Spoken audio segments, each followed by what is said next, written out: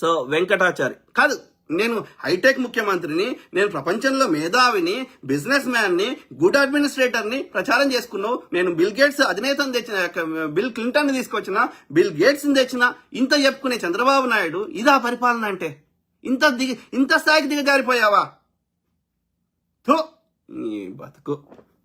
వెంకటాచారి అన్నా దేశద్రోహం కేసు ఎక్కడ కేసు బ్రదర్? ఎందుకు పెడతారు? అది ఎట్లయినా బయటకు వస్తారని తెలుసు వాళ్ళకు కూడా. కానీ సిస్టమ్ని దుర్వినియోగం చేస్తున్నావు, కాలయాపన చేస్తున్నావు. No, that is not at all acceptable. ప్రజలు రోడ్ల మీదకి వచ్చి ధర్నాలు, నిరసనలు తెలిపి వాని పరిపాలన ఒక్కరోజు కూడా చేయకుండా చేయాల్సిన బాధ్యత ఉంది. No, this behaviour has to be stopped. ఈ మనువాద ఆలోచన ఇది పోవాలి. ఓకే, పోవాలంటే ప్రజలు ఐకమత్యంగా రోడ్ల మీదకి వచ్చి పోరాటం చేస్తేనే there is no other option. ఎందుకంటే ఎన్నికల ప్రాసెస్ ని కూడా దొబ్బ పెడుతున్నావు కదా, నువ్వు ఎన్నికల్లో కూడా మోసం చేస్తున్నావు కదా. అన్ని వ్యవస్థల్ని నీ యొక్క అనుబంధ సంస్థలకు వాడుకుంటున్నావా, నీ పార్టీ అనుబంధ సంస్థలకు వాడే. కేంద్రంలో అయితే సిబిఐ, ఈడీ, అన్ని వ్యవస్థలు, ఎన్నికల కమిషన్, నువ్వు ఇక్కడ పోలీస్ వ్యవస్థను. కాబట్టి what is the option left for the people? You have to come on to the streets. వీధులకు రావాల్సిందే. నీ ఎర్ర కార్లు, నీ తెల్ల కార్లు, నీ నల్ల కార్లు రోడ్ల మీద తిరగకుండా చేస్తాం. రోడ్లన్నీ దిగ్బంధం చేస్తాం. ఎంతమంది అరెస్ట్ చేస్తావు? ఒక్కరిని చేస్తావు, ఇద్దరిని చేస్తావు. లక్షల మంది వస్తే ఏం చేస్తావురా? ప్రజాస్వామిక పద్ధతిలోనే నాకు బాబాసాహెబ్ అంబేద్కర్ రాసిన రాజ్యాంగం యొక్క దాంట్లోనే ఒక ప్రశాంతంగానే మేము నిరసన తెలుపుతాం. నిన్ను రోడ్ల ఆంధ్రప్రదేశ్లో కానీ తెలంగాణలో కానీ తిరగకుండా చేస్తాం. ఏం చేస్తారు? జన సైనికులు ఎంతమంది చంపుతారు? చంపుర్రా. మేమున్నది 99% మంది. మీ కాపు కులపోళ్ళు ఉన్నది 1% ఉన్నారా? రండిరా, ఎంతమంది చంపుతారు? చంపురా చూద్దాం. ఆలోచించండి.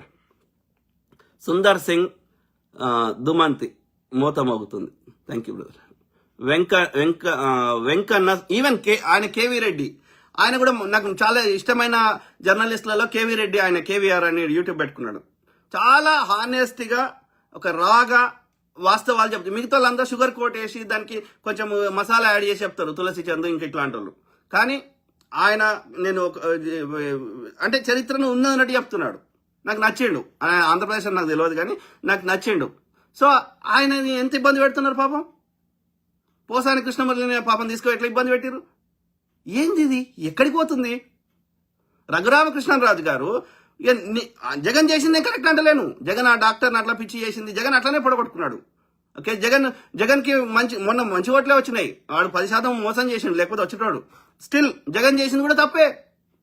సో జగన్ తప్పు చేసినా నువ్వు తప్పు చేస్తావా? జగన్ తప్పు చేస్తే అప్పుడు కూడా తిట్టినాం కదా, డాక్టర్ విషయంలో కానీ, ఈ యొక్క రఘురామకృష్ణరాజు విషయంలో కానీ.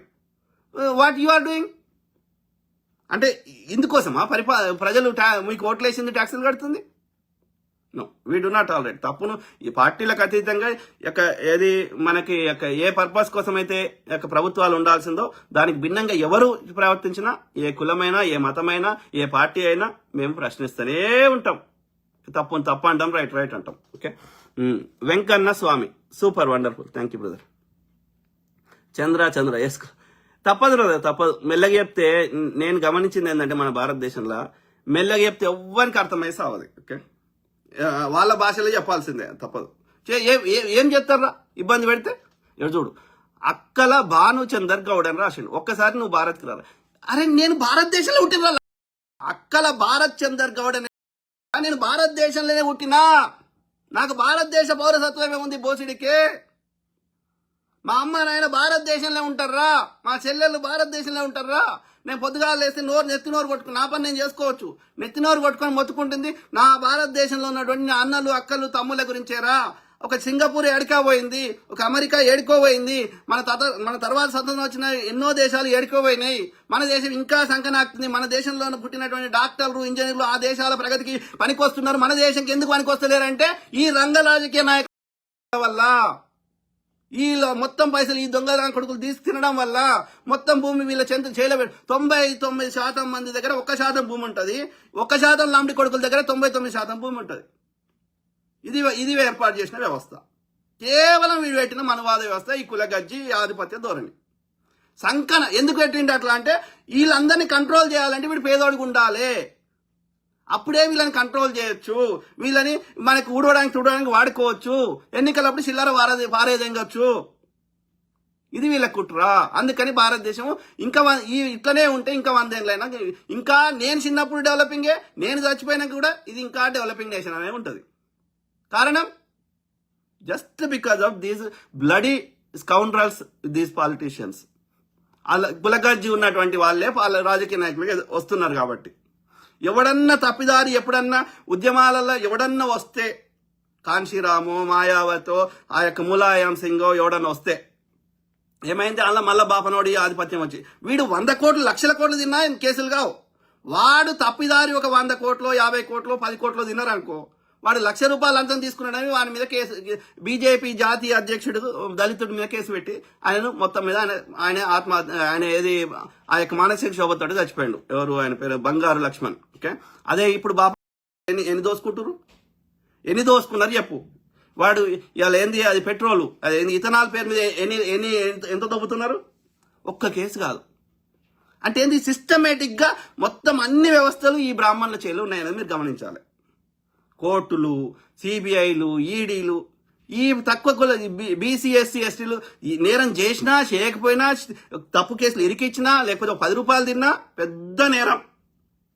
ఎందుకంటే ఆ యొక్క శిక్షించేటోడు బాపనోడు. సిబిఐ నీ మీద జరుగుతుంది, నిన్ను పత్రికలు వాంచేయాలే ఉంటాయి, అగ్రకులాంచేయాలనే. ఇక ఈవెన్ బుద్ధిజంలో పోయి వీళ్ళే పోయినారు. మళ్ళీ బుద్ధిజాన్ని కంట్రోల్ చేసేటోడు బాపనోడే, క్రిస్టియానిటీ కంట్రోల్ చేసేటోడు బాపనోడే, ఫస్ట్ భారతదేశంలో క్రిస్టియన్ కన్వర్ట్ అయింది బాపనోడే, ఇస్లాం కన్వర్ట్ అయింది బాపనోడే. ఎందుకని, ఎక్కడున్నా సరే కంట్రోల్ వాంచేయాలకి పోవద్దు. సింపుల్. అధికారము డబ్బులు వాంచేయాలు ఉండాలి. రాజు కేవలం పరిపాలన చేసేటోడు, యుద్ధంలో చచ్చిపోయేటోడు. కానీ రాజ్యం నుండి సంపద ఏడుండాలి, వీనికి గుళ్ళు ఉండాలి. Very unfortunate. ఈ దేశం కాదు వీళ్ళు, ఇక్కడ మూలవాసులు కాదు. అక్కడెక్కడి నుంచో రష్యా పైన సైబీరియా ఎక్కడి నుంచో వచ్చిర్రు, కాల్స్ కా తింటున్నారు. Very unfortunate. ఓకే, సో కాబట్టి